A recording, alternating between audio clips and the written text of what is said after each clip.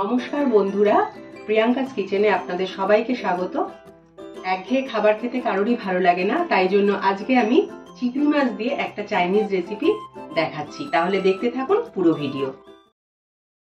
তো বন্ধুরা, একটা বাটির মধ্যে আমি চিংড়ি মাছ নিয়ে নিয়েছি, ভালো করে ধুয়ে জল ঝরানো আছে। এখানে 200 গ্রাম চিংড়ি আছে।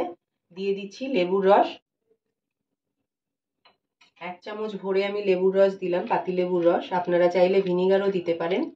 তো মাখিয়ে নিলাম। মাখিয়ে নিয়ে আমি 10 মিনিট এইভাবে ফিরে এসেছি। এবার ফ্রাই করার আগে যেগুলো আমায় দিতে হবে ইনগ্রিডিয়েন্টসগুলো, সেগুলো আমি দিয়ে দিচ্ছি সামান্য একটু নুন, দিচ্ছি 1 চামচ সয়া সস, 1 টেবিল চামচ দিয়ে দিচ্ছি কর্নফ্লাওয়ার, দিয়ে দিচ্ছি 1/2 চামচ মতো ব্ল্যাক পেপার, আর একটা ডিমের কিছুটা দিয়ে দেবো, মানে হাফ মতো দিয়ে দেবো।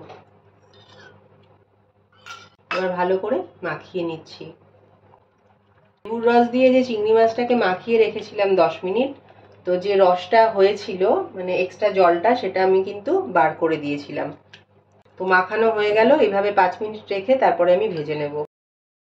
কড়া বসিয়ে নিয়েছি আর দিয়ে দিয়েছি পরিমাণ মতো সাদা তেল। এবার মাছগুলো ছেড়ে দেব। এক পিঠ আমি উল্টে দিচ্ছি।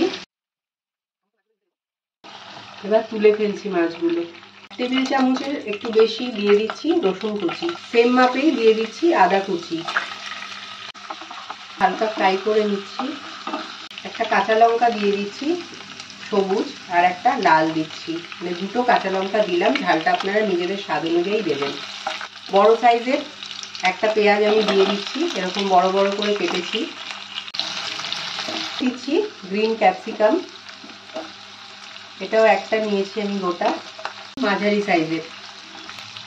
ইয়েলো বেল পেপার নিয়েছি হাফ, এটা দিয়ে দিচ্ছি। আর রেড বেল পেপারও নিয়েছি হাফ, এটাও দিয়ে দিচ্ছি। একটু স্বাদ অনুযায়ী নুন দিয়ে দিচ্ছি, বেশি নুন দেবো না, কারণ সসের মধ্যে নুন থাকে। তারপরে আমি একটু নেড়ে দিচ্ছি। রেড চিলি সস দিয়ে দিচ্ছি 1 চামচ, যেহেতু কাঁচা লঙ্কা দিয়েছি তাই খুব বেশি দিলাম না। সয়া সসও দিয়ে দিচ্ছি 1 চামচ।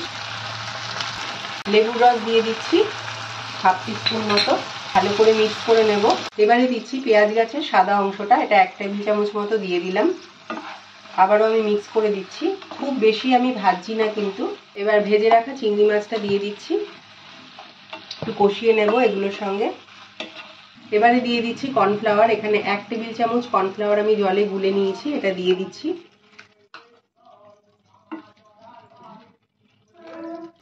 পেঁয়াজ গাছের যে সবুজ অংশটা, সেটা আমি দিয়ে দিলাম 1 চামচ মতো। ভালো করে মিক্স করে দেব। তো গ্যাসের ফ্লেমটাকে এবারে আমি অফ করে দিচ্ছি। আমার রান্না একদম কমপ্লিট।